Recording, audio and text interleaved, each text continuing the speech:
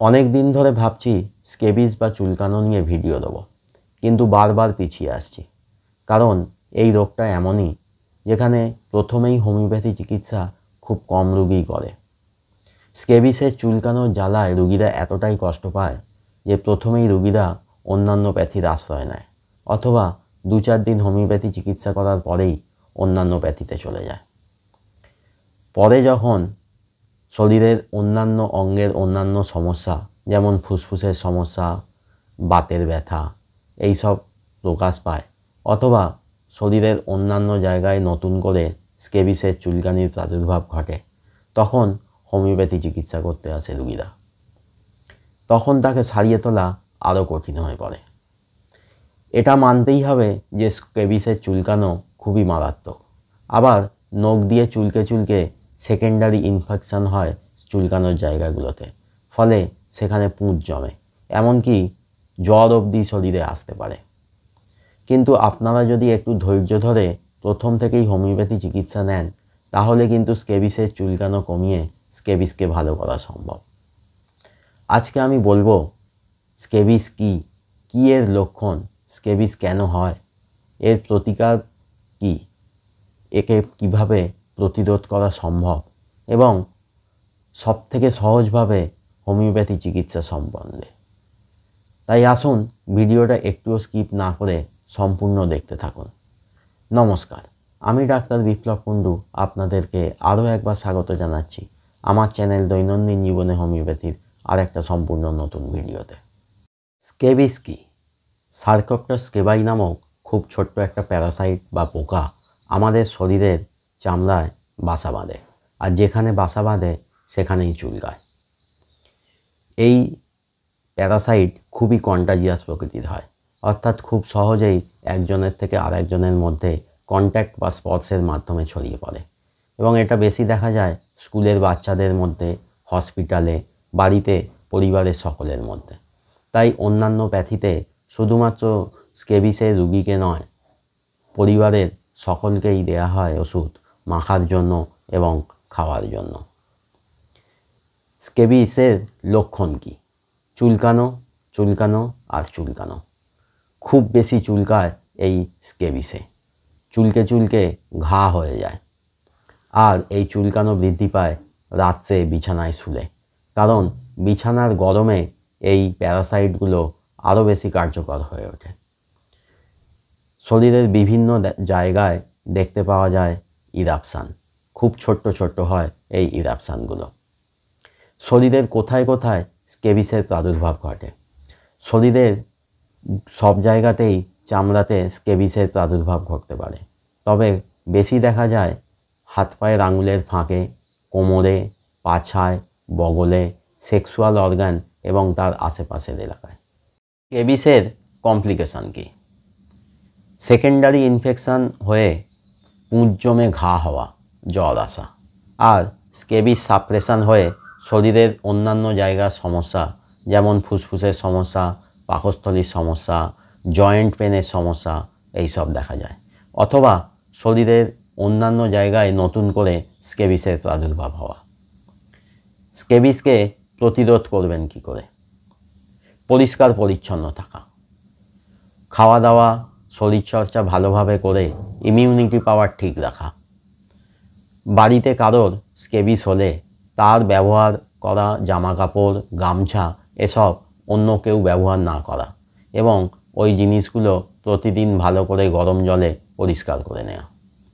এবার বলবো স্কেবিস হলে তার সহজভাবে হোমিওপ্যাথি চিকিৎসা সম্পর্কে। অন্যান্য চর্মরোগের ভিডিওতে যেমন বলি, এক্ষেত্রেও ঠিক তাই বলবো।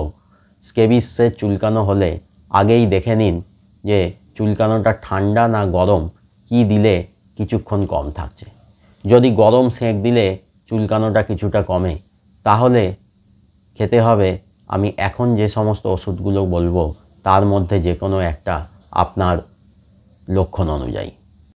প্রথম, রাসভেন। স্কেবিসের অন্যতম সেরা মেডিসিন এই রাসভেন। প্রথমেই ব্যবহার করা হয় এই রাসভেনকে। চুলকানো রাত্রে বাড়ে, চুলকানোটা গরম সেঁক দিলে কিছুটা কমে। চুলকানোর জায়গার চামড়াটা কালচে লাল হয় আর ইরাপশানগুলো জল ভরা ফোস্কার মতো দেখতে হয়। এক্ষেত্রে খেতে হবে রাসভেন 200 দুটো ডোজ, দিনে একবার করে 2 দিন 1 ফোঁটা করে। কখনোই এর থেকে বেশি ডোজ খাবেন না। 2 সপ্তাহ অপেক্ষা করুন কম করে। যদি চুলকানো কিছুটা কমে তাহলে 4 থেকে 6 সপ্তাহ অপেক্ষা করে আরও একবার একই রকমভাবে রিপিট করুন। আর 2 সপ্তাহ পরে যদি চুলকানো না কমে তাহলে খেতে হবে আমার বলে দেয়া এর পরের মেডিসিনগুলোর মধ্যে থেকে একটা আপনার লক্ষণ অনুসারে। পরের মেডিসিন আর্সেনিক অ্যালবাম। রাসভেন খাওয়ার পরে চুলকানো হয়তো কিছুটা কমলো, কিন্তু অপেক্ষা করার পরেও পুরোপুরি চুলকানো কমলো না। সঙ্গে যদি চুলকানোর জায়গাটা জ্বালা ভাব থাকে, চুলকানোর জায়গাগুলো যদি কালচে রঙের হয়, গরম সেঁক দিলে যদি চুলকানো কিছুটা কমে, দুপুরে এবং মাঝরাত্রে চুলকানো যদি বৃদ্ধি পায়, সঙ্গে শরীরে যদি শীতবোধ বেশি হয়, জল তেষ্টা যদি বেশি থাকে এবং অল্প অল্প জল বারে বারে খায়, চুলকে চুলকে যদি রুগী খুব বিরক্ত হয়ে ওঠে, চুলকে যদি শরীর খুব দুর্বল হয়ে যায়, তাহলে খেতে হবে আর্সেনিক অ্যালবাম 200 দুটো ডোজ, দিনে একবার করে 2 দিন 1 ফোঁটা করে। এক্ষেত্রেও কম করে 4 থেকে 6 সপ্তাহ অপেক্ষা করুন। যদি চুলকানো কিছুটা কমে তাহলে আরও ওয়েট করুন। আর চুলকানো যদি 4 সপ্তাহ পরে না কমে তাহলে খেতে হবে পরের মেডিসিন আপনার লক্ষণ অনুযায়ী। পরের মেডিসিন সাইলিসিয়া। খুব উপযোগী মেডিসিন। চুলকানোর জায়গাগুলো পুঁজ জমে যায়, জায়গাগুলো ব্যথা হয়ে যায়। গরম সেঁক দিলে চুলকানো এবং ব্যথা দুই কমে। আর এর সঙ্গে থাকে শরীরে শীতবোধ বেশি, হাত পায়ের তালু ঠান্ডা, মাথা হাত পায়ের তালুতে ঘাম দেয়। এক্ষেত্রে খেতে হবে সাইলিসিয়া 200, একটাই মাত্র ডোজ, 1 ফোঁটা। ভুলেও 4 সপ্তাহ আগে অন্য কোনো ওষুধ খাওয়া বা রিপিট করার কথা চিন্তাই করবেন না। যদি আপনার লক্ষণগুলো এরকম থাকে তাহলে সাইলিসিয়া খেয়ে অবশ্যই আপনার চুলকানো কমবে। যাদের সেকেন্ডারি ইনফেকশান হয়েছে অথবা যারা আগে অন্য প্যাথি করে এসেছেন তাদের জন্য বিশেষ করে এই সাইলিসিয়া বেশি উপযুক্ত। এবার সাইলিসিয়া খেয়ে যদি না কমে চুলকানো অথবা চুলকানো যদি বেড়ে যায় তাহলে মহা সমস্যা। তবে চিন্তা করবেন না, তারও সমাধান আছে। পরের মেডিসিন হিপার সাল্ট। চুলকানোর জায়গায় অনেক বেশি পুঁজ জমে, পুঁজের রঙটা হয় হলদেটে আর একটা পিন ফোঁটার মতো ব্যথা থাকে। চুলকানোর জায়গাটা টাটিয়ে থাকে, গরম সেঁক দিলে আরাম পাওয়া যায়। সঙ্গে শরীরে শীতবোধ বেশি, শরীরে ঘামে অতিরিক্ত দুর্গন্ধ থাকে আর শরীরের বিভিন্ন জায়গায় ঘা বা ফোঁড়া হওয়ার প্রবণতা লক্ষ্য করা যায়। এক্ষেত্রে খেতে হবে হিপারসাল 200 একটি ডোজ, 1 ফোঁটাই। এক্ষেত্রেও ওয়েট করতে হবে, না কমলে। পরের মেডিসিন মার্কসল। চুলকানোর জায়গায় খুব বেশি পুঁজ জমে, সঙ্গে থাকে একটা জ্বালা ভাব।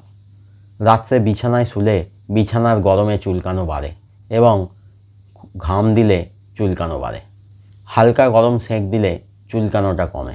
সঙ্গে যদি জিভে থাকে সাদা কোটিং, জল তেষ্টা থাকে খুব বেশি, যদি পায়খানা হয় আমাশাযুক্ত, তাহলে খেতে হবে মার্কসল 200 দুটো ডোজ, দিনে একবার করে 2 দিন 1 ফোঁটা করে। আপনারা কি ভাবছেন যে পরপর এত মেডিসিন খেয়েই যেতে হবে? একেবারেই না।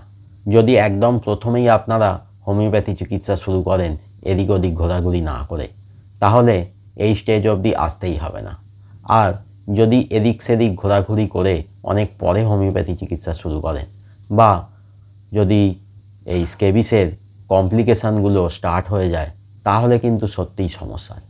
সেক্ষেত্রে যদি চুলকানোটা গরম সেঁক দিলে আরাম হয় তাহলে এই সাইলিসিয়া বা হিপারসাল এ দুটোর মধ্যে যে কোনো একটা মেডিসিন দিয়ে শুরু করতে হবে, অথবা এই সাইলিসিয়া, হিপারসাল বা মার্কসল এগুলোর মধ্যে যে কোনো একটা আপনাকে সারিয়ে তুলবে। এবার যদি চুলকানো ঠান্ডা দিলে আরাম হয়, প্রথম মেডিসিন এপিসমেল। চুলকানোর জায়গায় একটা কাঁটা ফোঁটার মতো ব্যথা এবং ঠান্ডা দিলেই শুধুমাত্র আরাম। সঙ্গে জল তেষ্টা খুব কম বা জল তেষ্টা একটুও থাকে না।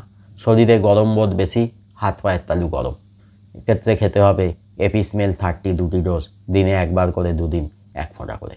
এক্ষেত্রেও ওয়েট করতে হবে। আর ওয়েট করার পরেও যদি না কমে তখন পরের মেডিসিন ন্যাট্রামিউর।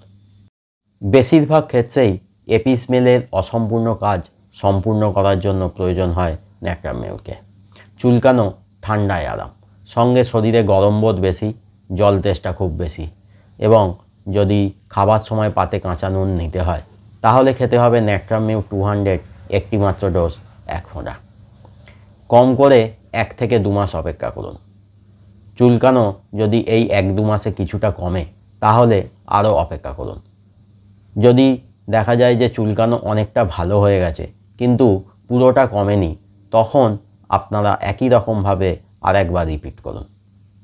এরপরেও যদি না কমে তখন আছে অনেক ডিপ অ্যাক্টিং মেডিসিন, যেমন মেজেরিয়াম, সোরাইনাম, সিপিয়া ইত্যাদি। আপনারা ভাববেন, কই আমি তো সালফার ওষুধটার সম্পর্কে কিছু বললাম না, যে ওষুধকে ব্রহ্মাস্ত্র হিসাবে বলা আছে আমার ভিডিওতে। হ্যাঁ, আমি ইচ্ছা করেই বলিনি, কারণ সালফার যদি সঠিক সিলেকশান না হয় তাহলে চুলকানো যা বাড়বে সে চিন্তাই করতে পারবেন না। তাই আমি বলি, আমার বলে দেওয়া লক্ষণ সহ ওষুধগুলো ব্যবহার করে যদি আপনাদের স্কেবিসের চুলকানো না কমে তাহলে অবশ্যই কোনো ভালো হোমিওপ্যাথি ডাক্তারবাবুর পরামর্শ মেনে ওষুধ খান। আজকে ভিডিও এখানেই শেষ করছি। যদি ভিডিওটা প্রয়োজনীয় মনে হয় তাহলে লাইক করবেন। কেউ যদি এই ধরনের সমস্যায় ভোগে তাহলে তাকে ভিডিওটা শেয়ার করবেন। আর যদি কোনো প্রশ্ন থাকে তাহলে কমেন্টে জানাবেন, আমি অবশ্যই উত্তর দেবো। আর যারা চ্যানেলে নতুন বা এখনও চ্যানেলটা সাবস্ক্রাইব করেননি তারা তাড়াতাড়ি চ্যানেলটা সাবস্ক্রাইব করে নিন।